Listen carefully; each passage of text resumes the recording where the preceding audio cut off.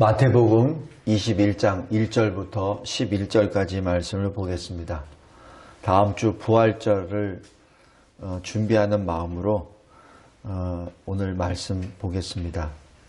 이 설교 요약 보면은 제가 2년 전인가 3년 전에 이 본문을 가지고 설교한 내용 그대로 적었습니다. 그러니까 이 내용 보시면서 오늘 또 말씀을 다시 한번 보겠습니다. 하나님은 이 세상을 창조하셨습니다. 창세기 1장 1절, 요한복음 1장 1절에 나와 있는 그대로 하나님께서는 태초에 말씀으로 세상을 창조하셨습니다. 천지를 창조하셨죠. 그래서 하나님은 천지, 공간을, 태초, 시간을 창조하셨습니다. 그래서 하나님은 시간과 공간을 창조하신, 시간과 공간의 제한을 받지 아니하시는 초월의 하나님이십니다. 그래서 우리가 하나님을 이해하려고 무던히 애를 쓰지만 우리는 하나님을 온전히 이해할 수 없어요. 우리는 온전히 알 수 없습니다. 왜냐하면 우리는 3차원 공간의 제한을 받는 사람이요. 하나님은 그 3차원을 지으신 분이세요. 그리고 그 3차원을 초월하신 분이세요. 그렇기 때문에 우리는 알래야 알 수가 없습니다. 그래서 우리는 하나님을 어떻게 아냐면 하나님이 보여주시는 것밖에 알 수 없어요. 그것이 신학적인 용어로 계시라고 합니다. 그런데 그 계시도 그 계시의 분량이 너무 커서 너무 많아서 우리 용량이 그거를 접수가 안 돼요. 요만한 그릇에다가 하나님의 계시가 이거 전체를 넣어 본다고 합시다. 이 손바닥에 어떻게 지구가 다 들어갑니까? 못 들어가요. 그러니까 우리가 알고 있는 하나님은 지극히 부분적입니다. 그것도 내 능력에 맞는 것. 그거밖에 몰라요. 우리는 더 이상 알 수도 없습니다. 그래서 우리는 종종 말씀합니다. 저 천국에 가면 어떻게 살까? 라고 얘기도 합니다. 상상을 못해요. 상상이 안 됩니다. 3차원에 사는 사람으로 영원한 세계를 우리가 가늠할 수가 없습니다. 그래서 하나님은 우리에게 이해할 수 있는 방법으로 그곳에는 눈물이 없어. 슬픔도 없고 고통도 없고 늘 영원하신 하나님과 같이 있지. 그렇게만 표현해 주십니다. 우리가 알고 있는 그곳은 해와 달의 그런 영광은 없어. 하나님 자체가 영광이셔. 그걸 어떻게 표현을 못합니다. 성도 여러분, 그 표현 못하시는 것 중에 표현은 하시는데 우리가 이해할 수 없는 것 중에 하나가 십자가 대속의 역사입니다. 아무리 생각을 하려고도 해결이 안 돼요. 어느 누가 있어서 내가 지은 것을 위하여 내가 내 생명을 내려놓는 일이 어떻게 있나요? 그거는 우리 인간으로서는 그거는 숫자적으로 계산이 안 되는 역사입니다. 근데 그 계산이 안 되는 것을 우리에게 눈으로 보여주시고 손으로 만져주시고 직접 귀로 듣게 하시기 위하여 주님이 오셨고 그 주님이 이제 그 대속의 그 역사를 이제 시작하는 그 타임에 주님이 직접 예루살렘 성으로 들어가십니다. 예루살렘 성은 하나님의 성전이 있는 곳이죠. 바로 하나님의 집이 있는 곳입니다. 하나님이 하나님의 집을 향하여 걸어가시죠. 성도 여러분, 우리가 베드로 후서에도 나왔고 에스겔서에도 나왔지만 하나님의 심판을 어디서부터 한다고 했죠? 하나님의 집에서부터, 하나님의 성소에서부터 심판하신다고 했죠. 똑같습니다. 구원이 어디서 일어나죠? 하나님의 집에서부터 일어나죠. 바로 그 심판의 역사, 심판의 장소, 바로 그곳으로 예수님이 들어가시는 겁니다. 참으로 이게 굉장히 이 하나님이 직접 우리에게 지금 예수 재림의 심판을 지금 보여주시는 거예요. 지금 선지자들을 통해서 계속 말씀해 주시잖아요. 하나님은 바로 성소로부터 시작될 것이다, 심판이. 지금 그 심판의 역사를 지금 직접 주님이 지금 그 성으로 들어가 계시는 겁니다. 그러면서 하나님의 심판을 직접 받으십니다. 2000년 전에. 하나님의 공의의 심판을 직접 받으십니다. 누구 앞에서? 자기 백성들 앞에서. 그리고 하나님이 정하신 그때 이제 이 성소로부터 하나님의 심판이 시작됩니다. 그런데 그 심판의 역사 전에 하나님이 우리를 구원해 주신다는 그 자체가 참으로 놀라운 사실이요. 그 구원의 역사가 이미 이 성경책에 기록되어 있는 하나님의 언약을 하나하나 다 실현하시고 성취하시고 예수 재림으로 완성하신다는 것이 성경 전체의 주제이기도 합니다. 그래서 예수님이 예루살렘 성으로 들어가십니다. 성도 여러분, 우리는 이해할 수 없어요. 그리고 설사 이해한다 하더라도 우리는 그렇게 할 수 없어요. 그러나 주님은 하십니다. 그것이 주님과 우리의 차이입니다. 그래서 우리는 주님을 절대 의지할 수밖에 없습니다. 예루살렘 성으로 들어가십니다. 새끼 나귀를 타고 들어가십니다. 근데 이 새끼 나귀를 구하실 때도 주님이 직접 구하십니다. 제자들에게 가져와라, 또 다니는 무리들에게 사와라, 끌고 와라 말씀 안 하십니다. 직접 주님이 택하신 나귀 새끼, 이름은 없어요. 나귀 새끼 주인도 이름도 없습니다. 그러나 주님이 직접 택하신 그 새끼를 데려오라고 합니다. 성도 여러분, 우리가 하나님 앞에 불림을 받고 쓰임을 받을 때 감사함으로 주께 나아가시기 바랍니다. 여기 나귀 새끼처럼, 여기 나귀 새끼 주인처럼. 왜요? 비싼데요? 이거밖에 없는데요? 다른 사람한테 물어보시죠. 이런 얘기 하지 말기 바랍니다. 주님이 쓰시겠다. 그 말에 아무 토를 안 답니다. 아무 토를 안 답니다. 그냥 줍니다. 그냥 드립니다. 성도 여러분, 그것이 우리의 본분입니다. 왜냐하면 생명을 우리에게 주셨잖아요. 그 주신 분이 내놔라 할 때는 그냥 아멘하고 드리면 돼요. 그것이 내 생명이 됐든 나귀 새끼가 됐든. 여기 지금 주님이 행하시는 그 일에 어느 누구도 막아서거나 걸림되는 게 없다는 것을 우리가 봅니다. 우리의 삶도 마찬가지입니다. 우리 삶도 하나님이 행하시는 일에 대해서 항상 거기에 같이 가십시오. 거기에 착착 브레이크를 걸지 마세요. 브레이크를 걸지 마세요.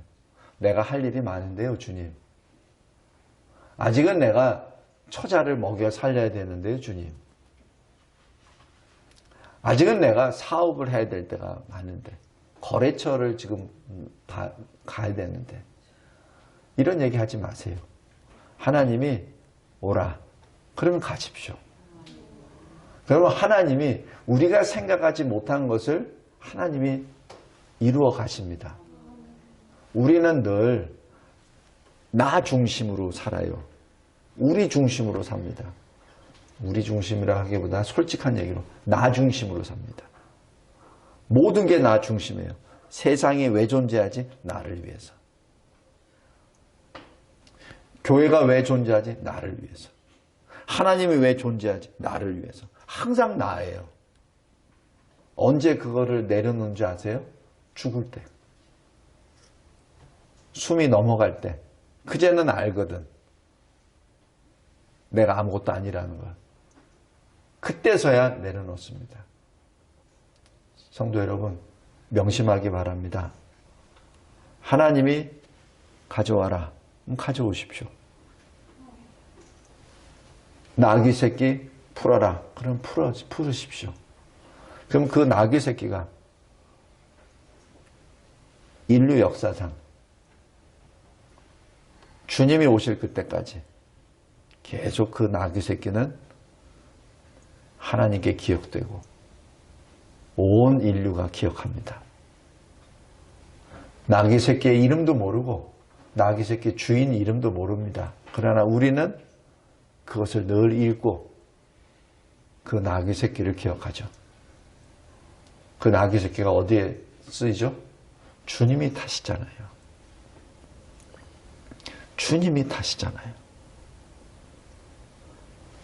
이 인간의 역사, 이 역사 전체에서 예수님이 직접 타시는 유일한 피조물, 나귀 새끼입니다. 성도 여러분, 우리 에스겔서 또 저기 이사야서 나오는 그 천사들, 그죠?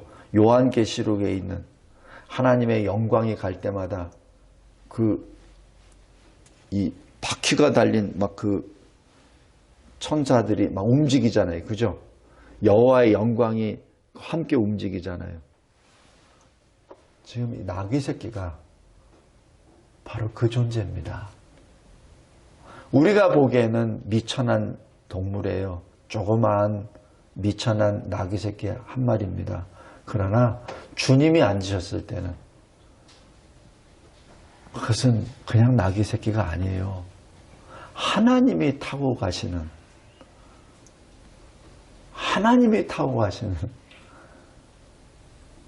보좌입니다.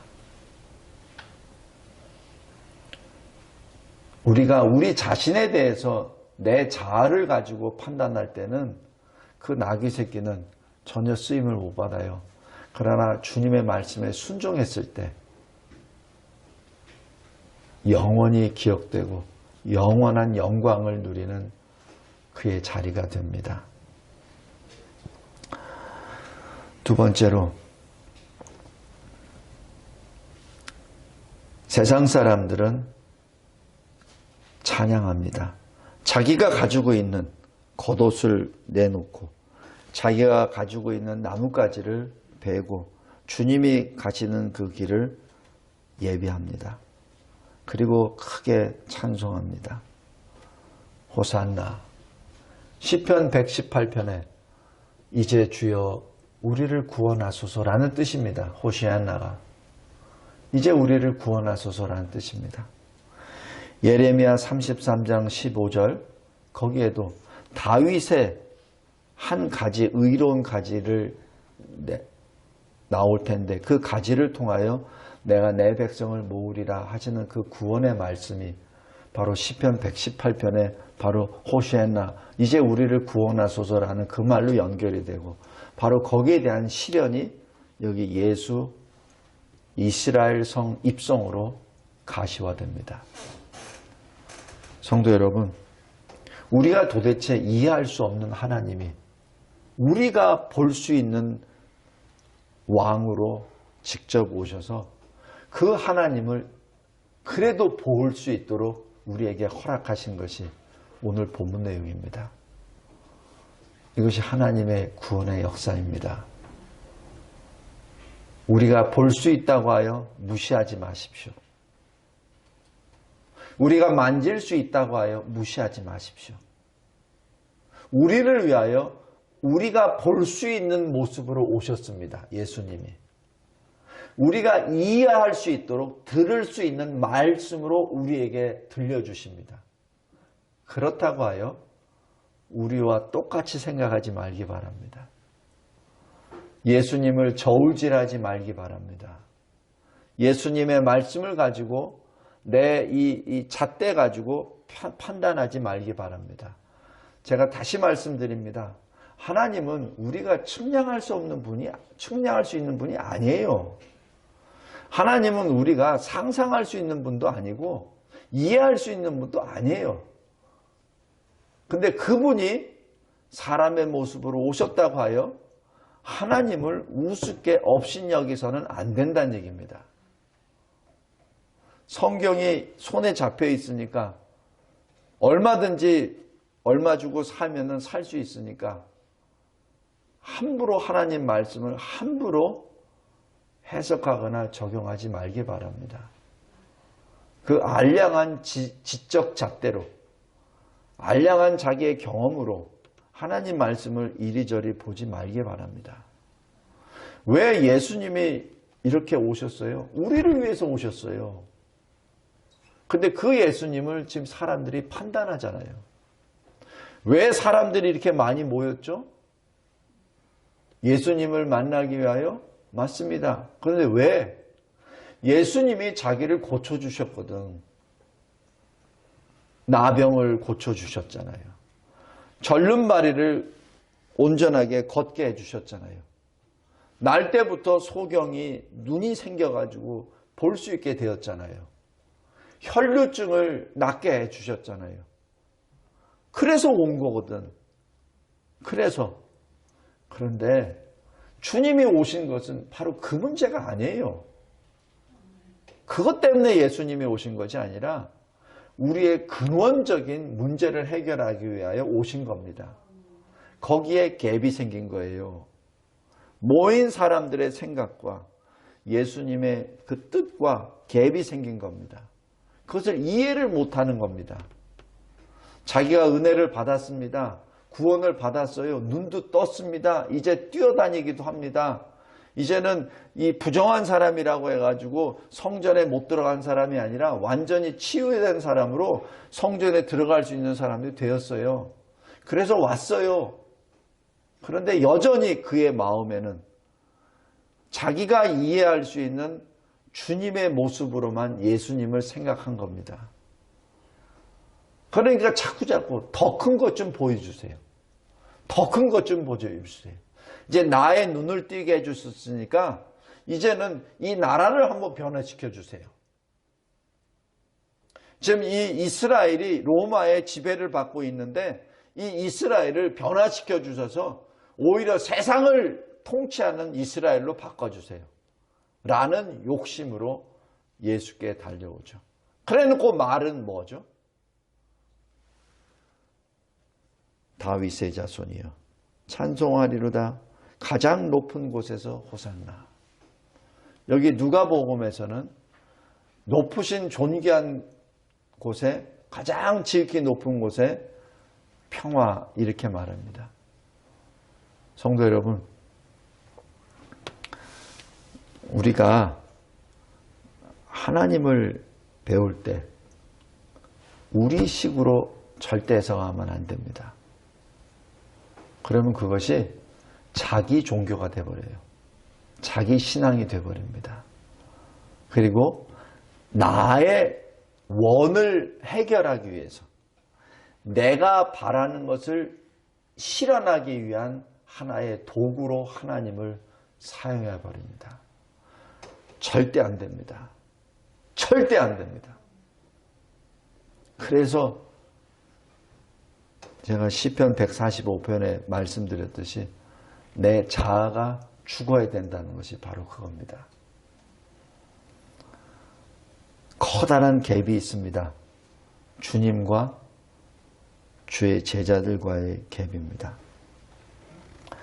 마지막 말씀은 제자가 아니라 바리새인들의 뜻입니다. 여기 10절에 온 성이 소동합니다. 그러니까 도대체 이가 누구냐? 예수를 모르는 사람이겠죠? 아니면 알더라도 예수를 믿지 않는 사람들이겠죠. 그리고 누가복음에서는 바리새인들이라고 구체적으로 나옵니다. 그러면서 예수께 이렇게 말합니다. 이 사람들 잠잠하게 해주세요. 라고 책망한다라고까지 표현합니다. 예수님이 말씀하십니다. 이들이 잠잠하면 돌들이 뛰리라. 성도 여러분, 예수의 구속 역사는 어느 역사의 어느 지구의 한편에 은밀하게 몰래 이루어지는 것이 결코 아닙니다. 모든 피조 세계가 알도록 역사하시는 것이 하나님의 구속 역사입니다. 마찬가지 동일한 모습으로 다시 예수님이 다시 오십니다. 예수를 찌른 자도 볼 것이요, 예수를 향하여 엎드리는 자도 볼 것이요, 바로 모든 자들이 앞에 예수님이 다시 오십니다. 말씀을 맺겠습니다. 여기 설교의 마지막 부분입니다. 예수는 하나님의 말씀이십니다. 그리고 그 말씀이 육신을 입고 오셨습니다. 이것은 그저 단지 2000년 전에 한순간에 이루어진 것이 아니라 이 역사가 생길 이전부터 이미 성부, 성자, 성령, 성삼위 하나님께서 계획하신 구속의 계획에 따라 하나님의 때에 하나님의 방법으로 오신 역사입니다. 예수는 하나님의 영광의 광채시요 본체의 형상이십니다. 그리고 예수는 참 빛이십니다. 그 예수께서 이 세상에 구원하시러 오셨습니다. 그리고 예수 심판하시러 다시 오십니다. 오늘 예루살렘 성에 입성하시는 것은 예수 다시 오실 때 심판의 모형입니다. 그리고 그 심판의 자리에 예수님이 친히 심판의 대상으로 하나님의 어린 양으로 못에 박히십니다. 그 심판의 결국이 요한계시록 기록되어 있는 마지막 때의 그 심판입니다. 성도 여러분, 꼭 기억하시기 바랍니다. 구원과 심판은 같이 들어갑니다. 그리고 하나님을 가까이 하는 진실한 자에게는 구원의 문이, 하나님을 경멸하고 미워하고 그리고 하나님을 떠나가는 자에게는 심판이 임합니다. 요한계시록 19장 11절, 보라, 백마와 그것을 탄 자가 있으니 그 이름은 충신과 진실이라. 여기서 번역이 충신으로 되어 있는데 헬라어의 원어는 신실입니다. 변함이 없으신 신실입니다. 그리고 진실이라고 되어 있는데 진실이 아니라 진리입니다. 바로 주님이십니다. 그가 공의로 심판하며 싸우더라. 주님이 공의의 심판을 우리 대신 십자가에 달려 받으십니다. 2000년 전에. 그리고 다시 오실 때는 그 공의의 심판을 직접 시행하십니다. 그리고 우리의 구원을 완성하십니다. 성도 여러분, 다시 한번 우리 각자에게 묵상하시기 바랍니다. 신앙 고백하시기 바랍니다. 나에게 예수는 누구신가? 그리고 주님 앞에 설 그 순간을 준비하시기 바랍니다. 예수는 그리스도이십니다. 예수는 살아계신 하나님의 아들이십니다. 하나님 아버지 감사하고 감사합니다. 오늘 이 말씀을 통하여 다시 한번 예수 그리스도, 나의 구주, 나의 하나님 신앙 고백하며 영으로 읊조리며 작은 소리로 읊조리며 주님 앞에 엎드리는 자 되게 하옵소서. 예수 그리스도의 이름으로 기도드리옵나이다. 아멘.